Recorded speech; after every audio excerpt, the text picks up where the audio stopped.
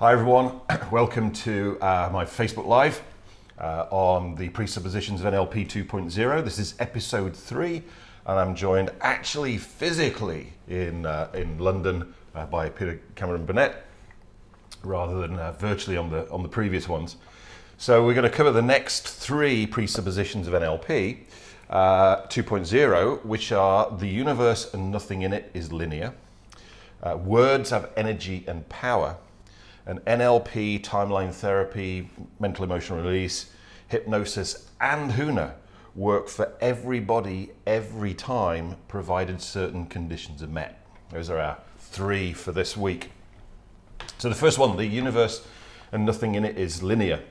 Our conscious mind tends to like things to be linear and sequential. Makes planning easier. Yes, absolutely. Whereas our unconscious mind and the universe in general doesn't work with linearity. I think quite often I wish that the universe was linear. It would make it a lot easier to work with, but it just isn't that way. Yeah. So the kind of thing that we're talking about here is, if we looked at getting results, our conscious mind would like to think that when we're putting action in to get results, those results would come in a linear fashion. So, for instance, if we said, I want to make in my business £100,000 over the next 10 months, then our conscious mind would go, well, that's quite easy because that's £10,000 a month. There's 4 weeks in a month, so it's £2,500 a week. I work 5 days a week, so that's £500 a day. Do I believe I can make £500 a day? And you either say yes or no. If you go no, then great, you've got a limiting belief, get rid of that limiting belief. And it's game on, you take action. But at the end of the first day, you haven't made your £500. So a lot of people at that point in time get out the big stick and start beating themselves over the head for that, going, I've been working on this goal for a day and I've failed already, but I'm one of those tenacious, determined people. So I'm gonna keep going. I've just got to make £1,000 tomorrow, and then we'll be back on track. So you just got to work twice as hard, twice as smart, twice as long, right? So you do that the next day, and you haven't made £1,000. So now you're twice as big a failure on day 2 than you were on day 1. You get twice as big a stick out to start beating yourself over the head with that. But you go, right, I just £1,500 tomorrow, back on track. That continues for a while until you get to such a figure and you go, there's just no way I can make that much money in a day. It's almost like a gambler at Vegas saying, oh, now I need to make this much too, can I get back on track? It is in a way. Bigger and bigger bets. Yeah. Whereas, in the world that your unconscious mind lives in, which is non-linear, you set that goal of £100,000 in 10 months, and £100,000 could drop into your bank account in the first second. It might not be probable, and it is possible. Or it might all drop in at the end, the last second of the 10 months. It might not be probable, and it is possible. Mm-hmm. So the thing that we've got to think about with that, I quite often think this way, and this is the way that people think about their goals, but if somebody actually said this to you, you'd think they were crazy. You meet a particular couple, let's say, go out for dinner with them, and they say, David, we've set this goal. Our goal is to be pregnant in the next 6 months. Yeah. Yeah. You go, good for you. And this couple are already are aware of the importance of taking action to achieve goals. So they're taking action on a regular basis. And you go out for dinner with them 3 months later, and they say, we talked about that goal 3 months ago to get pregnant in the next 6 months. Well, we've been taking action for 3 months now. Mm-hmm. I would have thought we'd at least be half pregnant by now. Yes. And you go like, what? Because being pregnant is non-linear. It's like binary state. You're either it's binary state. But life's problems. If we looked at like anxiety, that's a binary state. You've either got it or you haven't. Yeah. It didn't fade in, but neither would it fade out. Yes. Yeah. Panic isn't isn't linear. It's binary. It's either there or it's not. It doesn't gradually fade in, but neither would it fade out. Yeah. It comes in, but equally it can just completely disappear as well. So that's my take on that particular presupposition of NLP 2.0. And what's your take on that from a put a little bit of a business spin on that, but what's your kind of like business idea about that one? There's a lot of companies which, I think it was like Oasis who says it takes years to become an overnight success. And Right. I think that's exactly what we're talking about here. Because there's what we call the hockey stick where, if you look at Airbnb, kind of like revenue was like on the floor until suddenly it goes ballistic. Angry Birds existed in the App Store for ages, literally pootling on, selling 1 or 2 copies a day until they put it on the front page and then it went Right. ballistic. So this is absolutely true, and we're surrounded by memes on Facebook and other places like that. Of the typical picture is like the guy, kind of like he's been digging towards the diamond, and almost like like Boulder Dash. Remember like the old computer games? Been digging towards the diamond, and he says it's not here, and he turns around and he was literally so close to getting it. So I think there's a few things on this one. The first one of which is to say that when you set your goal, you need to keep on going. Yep. This is actually one of the importance about getting around the people who are doing it, because as you say, a lot of the time, from your own personal evidence, from your own personal experience, you won't necessarily get evidence back that it's working. Yeah. Because as you say, you kind of then expect to say, well, I'm putting this much work in, I'm going to get that much return back. Yeah. And I don't believe the universe works this way, but it's almost with a lot of endeavors that the universe says, I'm going to wait and see if you're serious about this. And if you are serious about this, then we're going to do something about it. It's like, and then the switch is flicked. Yes. Suddenly it's like, boom. It's almost like if your daughter says, I want a pony with real hair.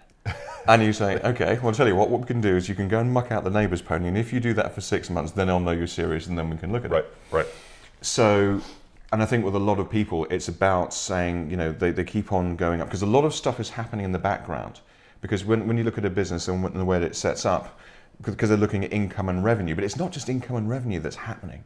There's like brand recognition, there's word of mouth. And again, kind of like people do, when a brand comes on, people don't instantly attach to it and say, oh, I want to be part of that, I'm going to buy from that. Yep. What they do is they kind of say, okay, I can see that's happening. And when that brand appears to be serious and stay there for a while, Right. people trust it. Yeah. And I think it's because, kind of like deep down as people, what we want to do is we want to trust something when we know it's going to hang around for a bit. Especially if it's like a company or a service, because you don't actually want to invest all of your stuff into, the first thing that comes along, because they might go away again. So, and there's also what Malcolm Gladwell called the tipping point. Yes, Yeah, where you get to a certain point where all these characteristics are in place, and then it goes. It's a bit like, an engine. The engine kind of like fakes it before it makes it when you turn the starter motor, because it does that, and then at some point it then fires, and then suddenly it goes whoom. Yep.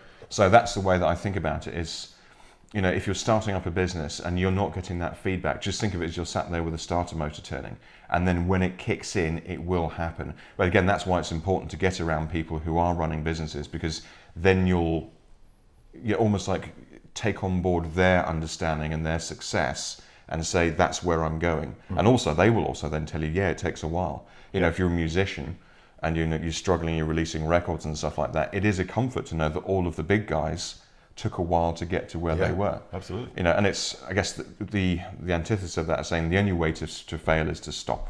Yep. Because that's when you actually do.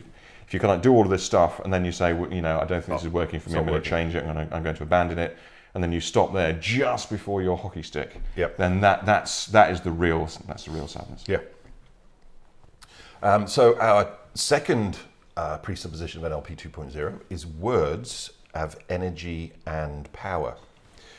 In Huna, one of our mentors, if you like, Kumus in our Huna lineage, John Kahimi Kawa, used to say this. He said, in the word there is life, and in the word there is death.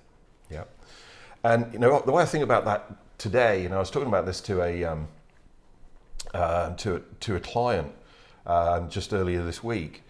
I think we've all experienced the destructive and even devastating power of somebody saying the wrong thing to the wrong person in the wrong way at the wrong time. Yes. Yeah. And just one word can affect that person's life, both mentally, emotionally, and physically, for the rest of their life if they don't actually do some work to change that. Yes, the verbal nuke. Yeah. But if that's possible, then the flip side is also possible, which is the major creative power, if you like, life-giving power of saying just the right thing to the right person in the right way at the right time is also possible too. Yes. And the number of times, when I'm working with my private clients, that we're tracking down the root cause, if you like, of their current presenting problem. And it comes down to something that somebody said to them when they were little. When they were maybe in their formative years, in their first 7 years. Like I had one client, a good number of years ago, and we were working on a physical presenting problem, and the root cause came out to be, she'd done something that a typical 4-year-old would do, and her mum went, "You're a little devil, you." And in goes a limiting belief. Yeah. Which had sat there in her unconscious mind, working away in the background for maybe 40, 50 years. Yes. Yeah. Fortunately, with things like NLP and timeline therapy, we can actually remove that, or more correctly, reframe that, change the meaning on it, and therefore change the impact on it. But I think that's the thing. With there's no such thing as a throwaway line, a throwaway word. Everything that we say to everybody has an impact. Yes. The question is it a positive impact or a negative impact? I think that's that's really what the L in NLP is all about. Yes, linguistics. Linguistics. Yes. Yeah. What's your? I know we were talking about this yesterday, and you got some really good frames on that particular presupposition from a business point of view. It's interesting, isn't it? Because with words, it's almost like you get a pearl that forms inside an oyster, because there is some sort of irritation, and then there are layers and other bits and pieces which come down it. So it's almost like if you imagine in your head you've got light pearls and dark pearls. And at the seed of that was something that somebody said. And then around that, because we were talking about your friend who kind of at the age of 4. So that's kind of like the seed. And then there are layers of meaning and, kind of like behaviors, which then, kind of like are then formed around it, much in the way that the layers are formed around a pearl. And you can have some positive ones and you can have some mental ones, some negative ones. But from a business point of view, I mean, words are magic, because if you imagine, if you want to get a customer, let's say that you're on a sales call, then you are like a wizard. Yep. Because with a wizard, if he says the right words, then the magic will happen. Yep. Yeah, it's like a spell. And what you then say is, what is the spell? So for instance, when you're working out your messaging to your customer, and a lot of people get this wrong, they create a really nice product and service, but they don't phrase it in the right way, which is by saying to the person, kind of like, this is how it's going to help you. Right. I'll give you an example. Kind of like a lot of marketing and other bits and pieces that I see other people doing is full of the features. Right. So kind of like, this is what it does and this is how it does it. And at the end of the day, the customer doesn't really care about that. People buy things because they want to achieve some sort of transformation. They want to go from where they are now to where they, to somewhere where they want to be.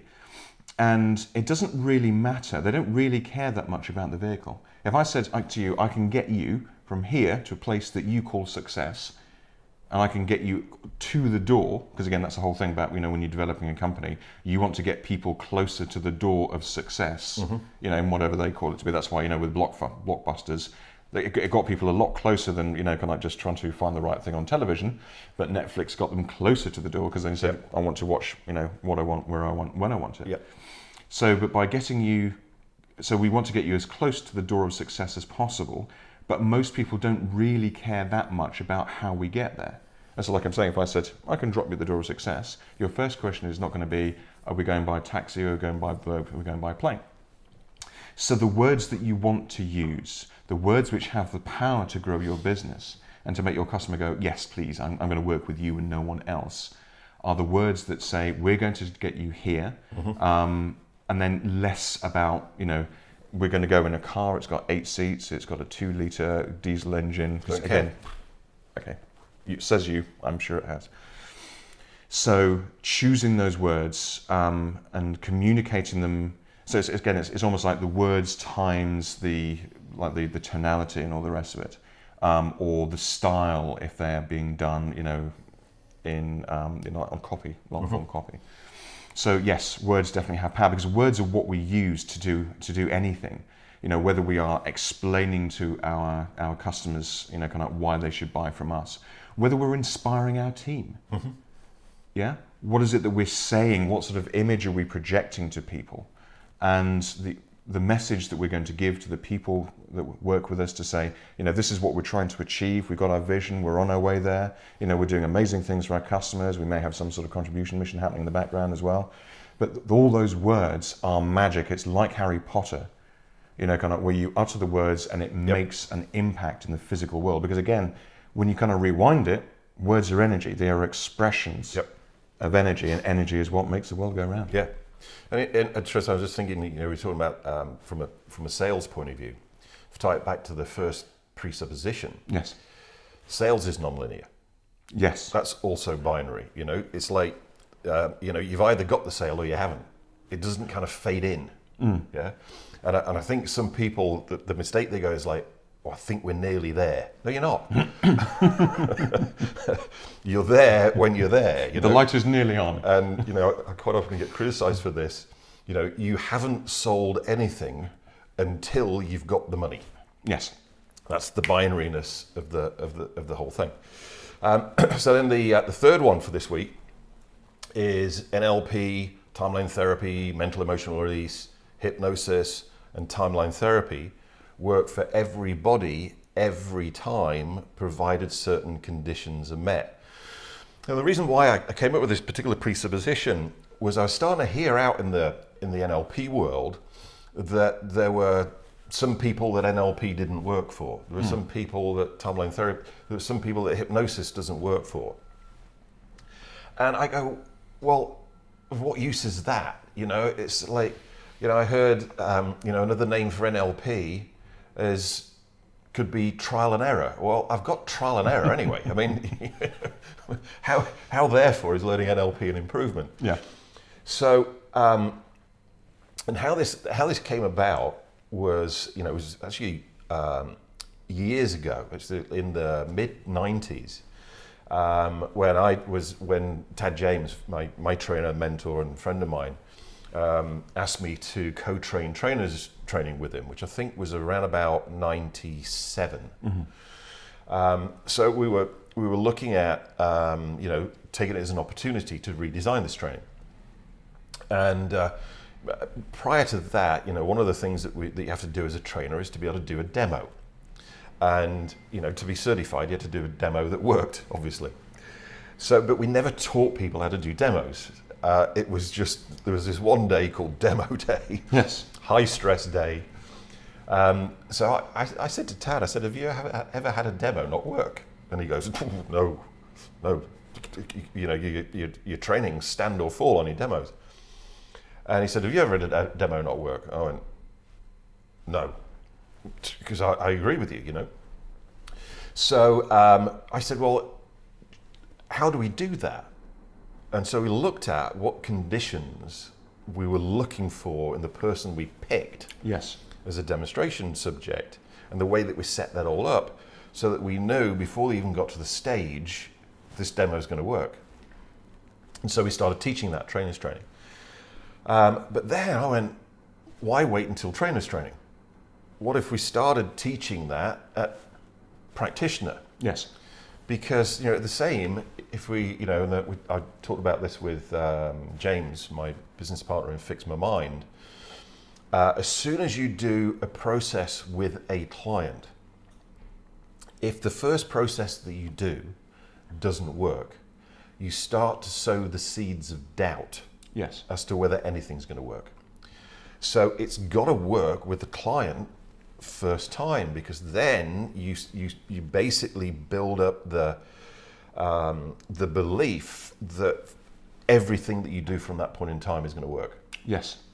So everything that I teach from an NLP point of view, tomotherapy point of view, mental emotional release point of view, hypnosis point of view, and Huna point of view, I now go, okay, these are the conditions that, provided you have these conditions, or you create these conditions, or you make these conditions happen, this particular technique is going to work with every single person every time, which creates this certainty inside of you as a practitioner, as a master practitioner, as a trainer, as a master trainer, that you're going to get the result with that particular person or with that particular group.